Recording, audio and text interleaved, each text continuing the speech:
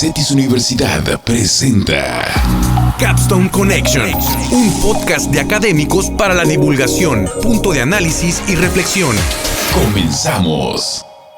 Les damos la más cordial bienvenida a un episodio más de Capstone Connection, un podcast para la divulgación, un punto de análisis, diálogo y reflexión. Y en esta ocasión tenemos a un invitado de lujo. La verdad es que es muy popular en la Escuela de Psicología, muy querido en la Escuela de Psicología. Ya necesitábamos tenerlo en un capítulo por acá. Así que le agradezco mucho al maestro Hernán Partida por haber aceptado esta invitación, por unirse a esta charla el día de hoy. Y maestro Hernán, además de ser coordinador de la licenciatura en Psicología Clínica, platícanos un poquito acerca de ti antes de empezar de lleno con lo que nos interesa saber de ti hoy. Bueno, muchas gracias, también le agradezco la invitación. La verdad es que siempre estoy congratulado de platicar con los colegas aquí en la universidad y sin duda, pues agradezco mucho también los buenos comentarios que hay de parte de los alumnos. Un poco hablando de mí, pues yo soy psicólogo egresado de la Universidad Autónoma de Baja California. Tengo una maestría en educación, tengo una especialidad en docencia, una especialidad en psicología forense, en el juventud integral. He hecho algunos otros cursos que están relacionados con el ámbito pedagógico y otro de los derechos humanos, un tanto más apegado también al ámbito de la psicología criminológica. También mi experiencia clínica ha sido mayormente con personas privadas de la libertad, tanto menores infractores en un primer momento, como con personas adultas que están también privadas de la libertad, sujetas a un proceso legal, ¿no? Entonces, eso fue previamente. Actualmente estoy estudiando un doctorado en psicología, con concentración en evaluación clínica y psicología de la salud. Y esto pues me ha llevado un poco a ciertas reflexiones nuevas con relación a la psicología de la salud y la salud en general, pero ya ahora sí que con personas que en ciertas condiciones de vulnerabilidad, ¿no? Que se encuentran en condiciones de vulnerabilidad, y eso es un tanto mi gran mi área de interés, vaya, en este proceso. Ok, el maestro Hernán Partida es bastante modesto para platicar acerca de su formación y de todos los trabajos que hace, pero la verdad es que él está súper interesado en el trabajo dentro de los cerezos, con las personas privadas de la libertad, tiene mucha experiencia en este campo. Maestro Hernán, ¿nos podrías platicar cómo fue tu desarrollo como psicólogo clínico dentro de un cerezo? Sí, claro que sí. Dentro de las cárceles existe como un área que está especializada para atender diversas circunstancias dentro de los cerezos. A veces lo hemos comparado muy parecido a lo que son una especie de centro como pueblo, donde hay diversos servicios que se les puede ofrecer a las personas que se encuentran ahí. Son básicamente, aunque el modelo es un tanto, sigue siendo como la cárcel, unas rejas, un poco se intenta proveer de ciertos servicios, ¿no? Y esos servicios son desde el área médica, psicológica, la van a la escuela, tienen iglesia, y se entiende pues porque el modelo de reinserción tiende a llevar a las personas a reeducarse, a retomar aquellos aspectos que dejaron inconclusos por situaciones de vulnerabilidad, de pobreza extrema a veces, o de otro tipo o violencia que existe dentro del entorno de la comunidad. Y estos los tratamos de motivarlos para que se recuperen bajo estas circunstancias, lamentablemente, ya de haber cometido algún delito, y que pues su sentencia sea productiva, vaya, que ese tiempo esté productivo adentro. Entonces, la labor pues de todos los técnicos pues es muy importante en ese sentido, ¿no? La labor es ardua porque pues es una cantidad importante, y la verdad pues es que pues, nunca es suficiente el personal que se tiene para poder atender, ¿no? Por eso, de hecho, muchas de las colaboraciones de nuestros estudiantes son sumamente importantes, pues, o sea, estos estudiantes que, de hecho, de CETIS, por ejemplo, que van a dar su práctica o brindar su servicio social ahí con las personas privadas de la libertad, pues se impacta definitivamente de manera positiva en la comunidad, porque es una persona que probablemente, ¿no?, esperando que todo el modelo funcione, tendrá menos posibilidad de volver a incurrir en este tipo de faltas a la sociedad, ¿no? Entonces, esto es bien importante. Ahora, particularmente en psicología, pues es un área muy especializada. Pocos a lo mejor conocen que algunas personas que ingresan a los centros penitenciarios llegan en estado depresivo, por ejemplo, ¿no? Es muy usual o muy común, que no lo vamos a negar, si puede pasar, que las personas lleguen con síndromes de abstinencia, por ejemplo, ¿no? ¿Por qué? Porque consumieron sustancias y tendemos a relacionarlo muchas veces, ¿no? El consumo de sustancias con las situaciones de delitos y demás.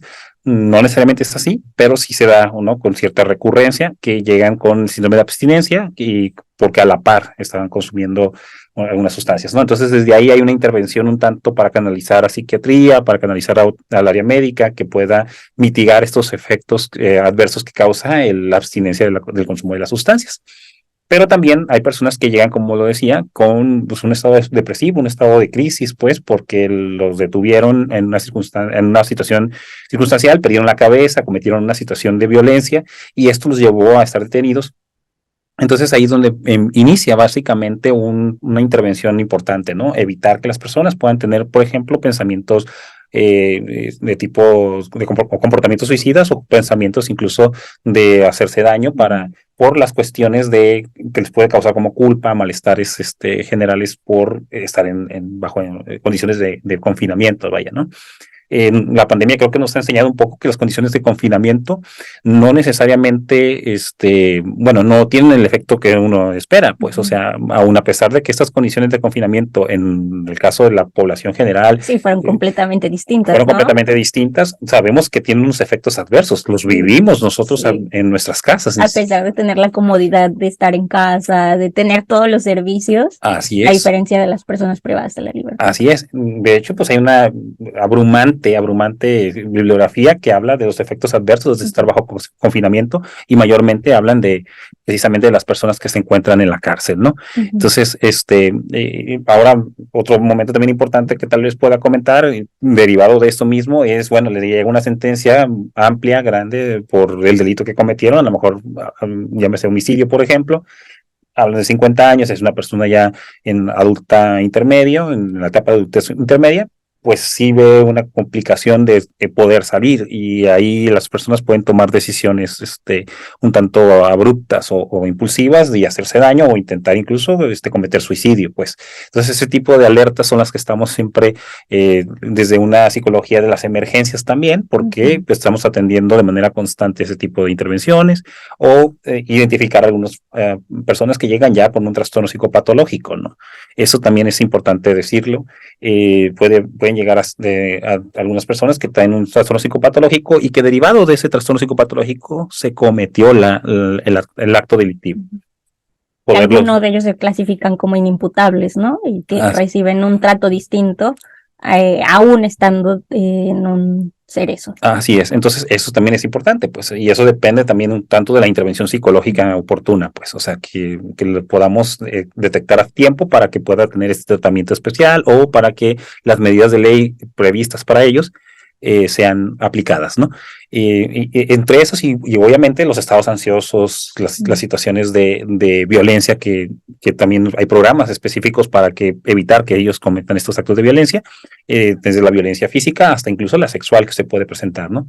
Un fenómeno también importante que hay que mencionar en ese ámbito es que muchas veces se cree, ¿no? Y esto pasa mucho por las películas que generan una expectativa muy ajena. Y los medios de comunicación, ¿no? Medios de comunicación. Muchos ejemplos, muchos casos en los cuales las situaciones se convierten completamente mediáticas y se sataniza y incluso se juzga antes de que un actor jurídico emita una sentencia, ¿no? Así es. Entonces, a veces, por ejemplo, se tiende a pensar, por ejemplo, que es un acto de perversión, los actos de violencia sexual, por ejemplo, que se dan dentro de los centros penitenciarios, y en realidad son actos de violencia, ¿no?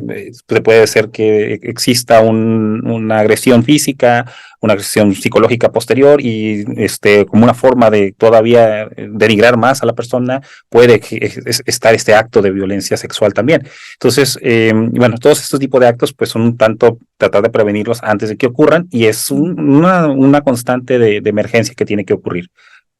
Perdón, ahora, bajo este contexto, es que de repente nos ha llamado la atención ciertos fenómenos, que eso es un tanto mi área de interés dentro de este ámbito, pues, a pesar de que se encuentran bajo todo esto que estoy narrando, situaciones de violencia, situaciones que los tienen adversas, y confinamiento por sí mismo, que ya sabemos que tienen una situación, que es una situación que les afecta de manera emocional y mentalmente. Algunos se mantienen resilientes, o algunos están en bienestar psicológico, ¿no? Estables y demás. Y eso también es algo interesante de ver, pues, ver cómo estas personas, a pesar de estar en esas circunstancias, son resilientes ante ellas o incluso algunos no tienen una situación adversa, ¿no? Hay explicaciones patológicas en ese sentido también, pero también hay explicaciones un tanto desde la psicología positiva, por ejemplo, ¿no?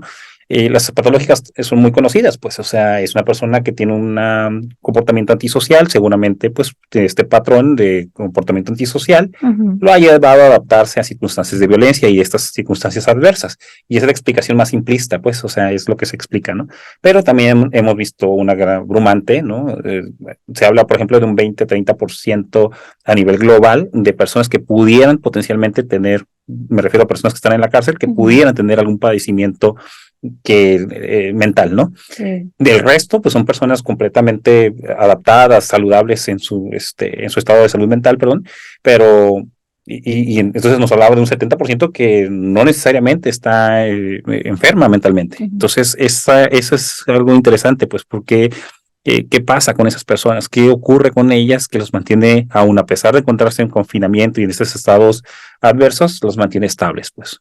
Está súper interesante todo lo que nos platicas y vemos cómo es un campo en el cual el psicólogo puede insertarse fácilmente y hay mucho trabajo pendiente que hacer, ¿no? Hay muchos retos que todavía se tienen que enfrentar y yo creo que también parte de la formación de nuestros estudiantes de la Escuela de Psicología, específicamente de Psicología Clínica, funciona muy bien en ese ámbito porque es un primer contacto con otras realidades ajenas a lo que comúnmente vemos en otros centros en los que, por ejemplo, hay migrantes, hay niños, niñas, ¿no? Es una realidad distinta, es una comunidad que está formada de una manera distinta al interior del cerezo.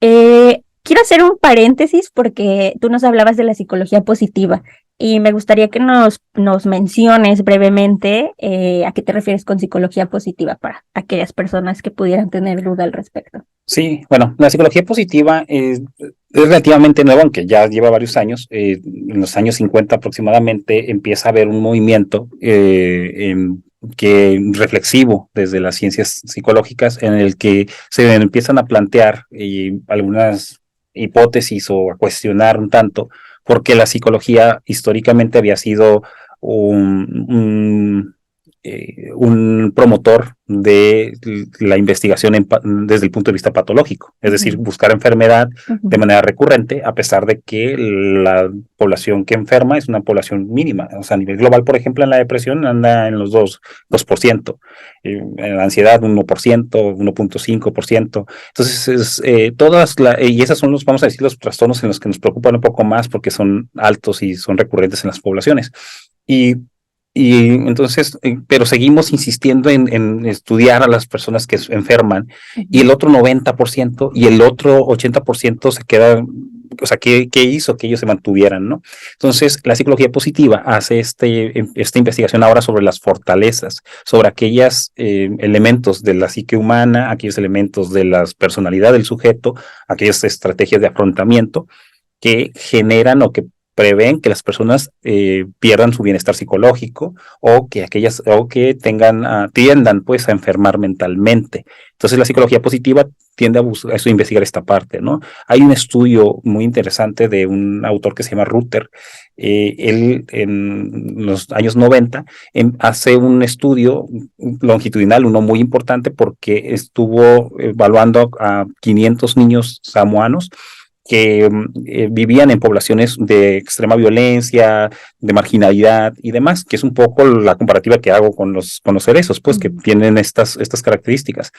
Y los estuvo estudiando a lo largo de varios años y se dio cuenta que un porcentaje importante en esa muestra, si no mal recuerdo, son de 30%, resultaron ser personas de bien, con valores prosociales altos y se desarrollaron en la sociedad de manera interesante, pues. Entonces le llamó la atención por qué este grupo de niños terminó, aun teniendo las condiciones de los demás, terminaron en una actividad o de una manera, se desarrollaron de una manera más sana, pues. Entonces, esto fue una primera piedra angular para poder empezar a repensar lo que estamos estudiando, ¿no? También hay un doctor, ahorita no recuerdo el nombre, porque después del COVID ya ya de repente me falla la memoria, pero empieza un término que se llama saludrogénesis. Okay. Y él empieza a estudiar no los indicadores o los marcadores necesariamente de la enfermedad dentro de la salud física, sino empieza a estudiar los marcadores del mantener o de prevenir preservar la salud en general. Y eso también fue un elemento importante que aporta a este movimiento más bien salubrista, a un movimiento que está más interesado por mantener, preservar la salud y actuar de manera preventiva que un movimiento de estar estudiando la patología y cómo rehabilitarla. Claro. Sí, porque, bueno, para platicarles un poquito a nuestra audiencia, generalmente cuando hablamos de servicios de salud, de disciplinas que se encargan de la salud en general, hay un gran enfoque orientado hacia la enfermedad, hacia la patología, hacia la psicopatología. Entonces, ahora tú ya nos has puesto sobre la mesa a esta psicología positiva, en la cual no se centra en la enfermedad, no se centra en la psicopatología, sino más bien en las fortalezas del individuo. Y fíjate que desde este punto de vista me parece súper interesante preguntarte cómo es que para la psicología positiva, cómo se vería la vida dentro de un centro penitenciario para una persona privada de la libertad. ¿Cómo sería? Bueno, como te alertaba un poco, en este ámbito a nivel global sí se habla de diferentes fenómenos, casi todos adversos. Precisamente esa es una parte interesante de este estudio, pues, o de esta área de conocimiento, porque como ya lo he narrado, las situaciones, condiciones de hacinamiento, ¿qué significa el hacinamiento? El hacinamiento es que hay más personas para las que hay espacios en los diferentes cerezos. El hacinamiento está, a excepción de algunos países nórdicos, en su mayoría hay un hacinamiento importante a nivel global.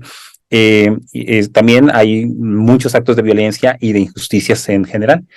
Todos estos actos se dan algunos por circunstancias culturales a nivel global y otros se dan por circunstancias de prejuicios. Por ejemplo, ¿no? Hay un gran prejuicio sobre las personas que consumen sustancias, por ejemplo, ¿no? O sea, si vemos una persona en la calle que está consumiendo sustancias, no hay de repente un sistema de salud al que le puedas hablar y que venga una ambulancia por él. Usualmente le hablas al 911 y te mandan una patrulla. Entonces es un tanto, implícitamente estamos criminalizando una enfermedad, pues. Y de hecho para la sociedad, o sea, ya es como verlo como una carga, ¿no? Como así es.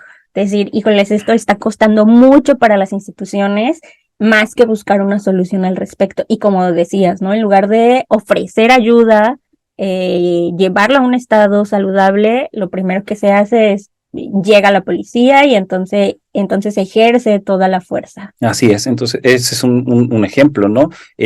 Todavía no hace mucho y sin entrar en tanta polémica, por ejemplo, las situaciones como, por ejemplo, abortos espontáneos que ocurrían en las mujeres, eso era penalizado, pues independientemente, y era porque había circunstancias de tipo culturales, legales, que no estaban bien definidas, y entonces había personas que lamentablemente por accidente, por situaciones biológicas personales, pues criminalizábamos a las mujeres y entraban a la cárcel. Entonces, eso no solamente es un problema si lo vemos de manera social y a lo mejor de una sociedad que no se preocupa por ese tipo de cosas, sino además tiene que ver que el hacinamiento se va generando precisamente por estas absurdeces del sistema de justicia, pues, o sea, de que no está bien definido y porque nos hemos tardado demasiado y entonces de poder tener a lo mejor una proporción adecuada para la cantidad de espacios que tenemos, pues se sobresatura a las personas que están en la cárcel porque no tenemos una claridad en esos preceptos legales, ¿no? Claro, de hecho, esto me hace mucho recordar que por ahí de los 1990,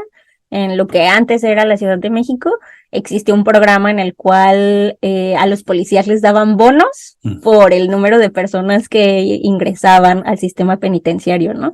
Y ahora lo que vemos es que hay muchísimas personas que todavía no pueden concluir sus procesos judiciales, o sea, ni siquiera tienen una sentencia porque entraron desde esa fecha y eran personas que estaban en otro punto de la ciudad, son personas que en su mayoría son inocentes, pero no han recibido justicia, ¿no? Por supuesto. Y bueno, ahora igual, retomando esta perspectiva de la psicología positiva, ¿qué nos puedes contar sobre la reinserción social y la efectividad de las cárceles en nuestro país? Bueno, como lo vengo advirtiendo, la realidad es que no existe, hasta el momento yo no lo he encontrado, ojalá la audiencia me lo haga llegar por mi correo, se lo paso si quiere. No he encontrado un estudio que diga que la cárcel por sí misma tiene ese efecto. O sea, la cárcel no tiene el efecto de producir reinserción social. Por el contrario, todos los estudios que he revisado hasta el momento hablan de lo contrario. Las personas empeoran en su salud mental y también en los resultados ahora sí que todos tenemos una percepción equivocada de que tal vez el que esté en la cárcel va a escarmentar, esa es la expresión más común en la comunidad, pero no existe evidencia científica de tal cosa, pues. Las cárceles históricamente habían sido utilizadas un tanto como para en las guerras, para tener a las personas que eran cautivadas, las detenían, pues, para evitar que se volvieran a las filas del enemigo. No estamos en guerra, no tiene sentido eso que siga ocurriendo de esa manera. Hay casos muy particulares de éxito de las cárceles, pero pues si nosotros nos metemos, por ejemplo, a una búsqueda rápida en Google para cárceles que tienen éxito, podemos encontrar los países nórdicos. Por ejemplo, Holanda es uno de los países que ha tenido una revolución importante con relación a las cárceles. Se habla, por ejemplo, la última vez que revisé fue en enero de este año y tenían 233 personas en una región de Noruega y había 239 empleados para atenderlos. Y hay dentro de este artículo plantea un tanto, en un artículo diferente, no en este registro, sino en un artículo diferente, plantean que tuvieron que, en Noruega particularmente, tuvieron que rentar las cárceles a Dinamarca para no correr a los empleados, porque era muy poquito el número de personas que estaban en la cárcel. Entonces, y un poco las imágenes que presentan ellos es de una biblioteca excelentísima, o sea, una cosa de primer mundo, obviamente. No materiales que sobraron de algún lugar, sino... No hay paredes, evidentemente por la proporción también de personas, un tanto, pero también porque las personas que, por ejemplo, entran a la cárcel son personas que han cometido actos de violencia importantes y no han superado un tanto estos estigmas de los que mencionaban, han reformado sus sistemas de justicia, es un tanto, la corrupción es muy baja, también la población es muy baja, es una quinta parte de lo que es México. Entonces, no, con eso no estoy sugiriendo de ninguna manera, hay que traernos el modelo noruego a México, pues, pero probablemente sí la visión, ¿no? La visión desde la que se ve y hacer unas adaptaciones importantes que pudieran ir progresivamente mejorando la cantidad de personas que se encuentran primero y posteriormente las condiciones bajo las cuales se hace la reinserción acá en nuestro país, por ejemplo, ¿no? Entonces, ahorita lo que sí hay que decir, pues, es que la reinserción social es un tanto difícil de medir por la proporción, primero, de personas y segundo, porque los programas se pueden coartar o modificar con base a circunstancias que ya he mencionado, ¿no? Situaciones de violencia, falta de personal, a lo mejor cambios de política, también corrupción, ¿no? Así es. Entonces, eso se ve mermado. Entonces, aunque digamos, bueno, vamos a hacer muchos esfuerzos para que la reinserción se dé, lamentablemente hay muchos factores alrededor de la reinserción que no permiten que ni siquiera el modelo que tenemos actualmente pueda tener una funcionalidad adecuada, ordenada, organizada, que nos permite incluso medir. Pues entonces, eso es algo también que hay que decir, ¿no? Entonces no podía yo decir, el saco roto, echar el saco roto, que exista una posibilidad de que se reinserten las personas con este modelo, pero nosotros mismos metemos muchas piedras en el camino para que esto ocurra, pues. Claro. Sí, de hecho, nuestro sistema judicial, nuestro sistema penitenciario, ya lo han abordado muchísimos activistas en el país, y es un modelo sumamente punitivo, en el cual el delito lo vemos como una conducta que debe ser castigada. Y ya desde muchos modelos, desde la psicología, específicamente en el que yo me formé, el conductismo, nos dice que el castigo no funciona. Claro. O sea, el castigo lo que va a producir es que sí, cuando esté la persona que me está castigando, probablemente no voy a emitir la conducta. Pero cuando esa persona se vaya, mi conducta va a aumentar, va a incrementar, e incluso va a haber nuevas conductas que sean disruptivas en respuesta a esa contingencia, en respuesta a ese castigo, ¿no? Claro. Entonces, esa es una de las principales consecuencias que se ha visto por las cuales el sistema penitenciario no está funcionando, ¿no? Incluso a veces dentro de los mismos PPL, las personas privadas de la libertad, intercambian anécdotas, experiencias, y algunos de ellos aprenden cosas que no sabían antes, ¿no? Así es. Al cometer delitos. Claro, por supuesto. Y fíjate que esto me da pie para hablar de un tema bien importante, porque pues además de todo lo que haces aquí en CETIS, estás desarrollando a la par tu tesis doctoral. Entonces, me gustaría que nos platicaras un poquito acerca de ese proyecto que traes. Sí, bueno, un poco ya lo he venido advirtiendo en esta charla, pues.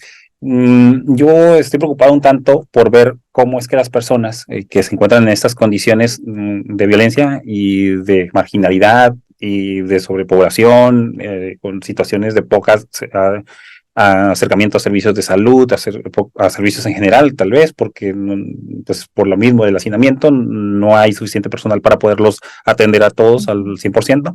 Entonces, este es un modelo muy parecido a lo que ocurriría pero en otros escenarios o en otras poblaciones, pero que se mantiene estable por estar cautivo. Uh-huh. Entonces, no estamos provocando nada nuevo, simplemente es un sistema que se repite de manera cíclica y está interesante porque pues los tenemos ahí cautivos y podemos estudiarlos a lo largo del tiempo. Ahora, a mí no me interesa tanto qué daño puede causar esto, sino más bien, bueno, estos sujetos o estas personas que, por el contrario, o sea, se muestran resilientes, o sea, o gozan de bienestar psicológico a pesar de que tienen estas circunstancias y además de todo, tienen que lidiar con el hecho de que están privados de su libertad, ¿no? Y que no pueden hacer lo que ellos quieran en cualquier momento que ellos lo deseen. Sí. Y adicionando también que en algunos artículos que he revisado ya más recientemente, sobre todo del Instituto Tailandés de Justicia, en colaboración con una organización que se llama Legal Reform, me parece que es el nombre, sacaron algunos artículos en donde mencionan algo un tanto interesante sobre ese tema. Ellos plantean la posibilidad de que se agregue un derecho humano importante dentro de lo que son los organismos como la ONU, por ejemplo, que promueva, que es el derecho a que las personas tengan esperanza. Y eso es bien importante porque las personas que no han notado pues que ese derecho se va privando en la medida en que se dan cadenas perpetuas o en la medida en que se dan penas de muerte, que todavía existe la pena de muerte en muchos países, entre ellos nuestro vecino país, Estados Unidos, pues. Sí. Pero el hecho de que nosotros estemos dando estas sentencias genera, en cierto sentido, priva a las personas de un derecho humano importante, pero no solamente eso, ¿no? También la bibliografía de los enfoques humanistas nos plantean que la esperanza es un elemento importante, ¿no? Por ahí Viktor Frankl, uno de los grandes psicólogos históricamente de la psicología, ¿no? Y que aportaron mucho a la psicología, mejor dicho, plantea precisamente esto de tener un sentido y tener una esperanza en ese sentido de vida, tiene como efecto incluso un estado de salud mental, ¿no? Él mismo narra su propia historia en el Holocausto y él plantea que parte de lo que le privó de enfermar mentalmente precisamente fue esta esperanza en el sentido de vida que tenía. Uh-huh. Entonces es un tanto que estamos dejando fuera algo tan importante que tal vez podría contribuir a lo que es la rehabilitación o la reinserción social, pues. Claro. ¿Qué crees tú que nos haría falta como sociedad para llegar a un modelo de justicia, un modelo penitenciario que estuviera interesado por el bienestar o la resiliencia de las personas privadas de la libertad? Bueno, es un tanto incierto, pues, el que todavía, ¿no? Esto. Tenemos modelos, como te decía, noruegos, el modelo noruego, los modelos nórdicos que trabajan con poca población y que esto les ha generado el que tengan mejores condiciones de vida y una mejor sociedad en cuanto a ponerse de acuerdo, consensos, etcétera, y demás. Entonces, es un tanto incierto saber, con tanta población que tenemos en nuestro país, tener una respuesta muy clara, ¿no? Pero sí tendría que pensarse que los jueces y las personas que se encuentran realizando el Congreso de la Unión, etcétera, las leyes deberían, de cierta manera, tener un alto sentido humano para poder, y en ese sentido humano no me refiero a que sea algo con lo que nazcan y con lo que se formen en esta sociedad, porque esta sociedad, como bien advertías ahorita, es un tanto cognitiva y demás, sino una preparación tal vez hacia lo humano, pues, o sea, un poco una preparación en donde tenga algunas reflexiones importantes que les permitan ver estos fenómenos que a lo mejor no alertan, que no los están observando y que de cierta manera podría contribuir el hecho de que vean de forma distinta, por ejemplo, este mismo caso de las personas que están consumiendo sustancias en la calle, pues, o sea, si lo ven como una persona que está sufriendo una enfermedad, es muy probable que esa persona tenga más recursos y pensemos la siguiente vez que vamos a hacer un hospital de salud mental, pues que es muy indispensable y que tiene que tener todas las condiciones, pero tenemos que acercarlo mejor a las colonias más marginadas. Entonces, no pensaríamos pensaríamos en eso si pensáramos en este tipo de enfermedades como lo que son, como enfermedades, ¿no? Fenómeno también interesante, aprovechando el comentario ese, también se da en estos países nórdicos. Y hay algunas intervenciones que se han hecho que se llaman de reducción de riesgos. De daños, perdón, en reducción de daños. Entonces, por ejemplo, algo que empezó a surgir es que al momento de declarar como una enfermedad y tratarse como una enfermedad a las personas que tienen estos problemas con las adicciones y el consumo de sustancias, básicamente descriminalizaron el fenómeno. Y entonces las personas que son delincuentes en este sentido metafórico, pues van y se esconden porque no quieren ser capturadas. En estos países lo que empezó a ocurrir es que, bueno, las personas, sabiendo que estaban bajo los efectos de una enfermedad, lo que empezaron a hacer es a buscar ayuda. Okay. Y ese es un fenómeno interesante, pues, o sea, cuando te sientes enfermo, pues buscas ayuda. Sí. Y también la familia te ve diferente. La familia no te corre porque piensa que te va a involucrar en un delito. La familia te acoge porque necesitas ser curado de esa enfermedad.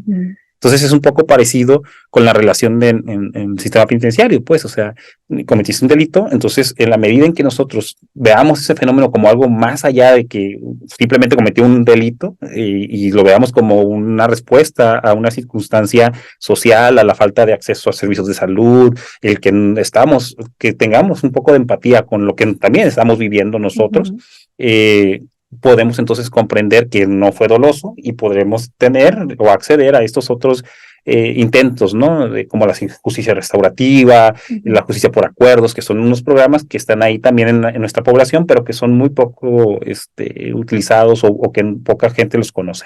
Y creo que es bien importante mencionar que desde estos modelos lo que no se busca quitarle la carga de responsabilidad que tiene la persona sobre la conducta que emitió, ¿no? Sino más bien verla desde otro enfoque y considerar todas las aristas y todas las perspectivas que lo llevaron a esa situación, ¿no? Sin embargo, eso creo que es bien importante resaltarlo porque de pronto hay personas que pueden responder ante estos activistas que buscan justamente la reinserción mediante otras formas y gran parte de la sociedad continuamos pensando que el castigo es la vía para estas personas, que es la solución para los problemas sociales. Sin embargo, creo que es bien importante replantearnos cómo generar un cambio. Y poco a poco ya lo hemos estado viendo, al menos aquí en Baja California, pues ya avanzamos con esta parte de la despenalización del aborto. Entonces ya tenemos acceso a otras herramientas, a otros estudios justamente como el que tú estás desarrollando, que nos dan la pauta de poder plantearnos nuevas alternativas.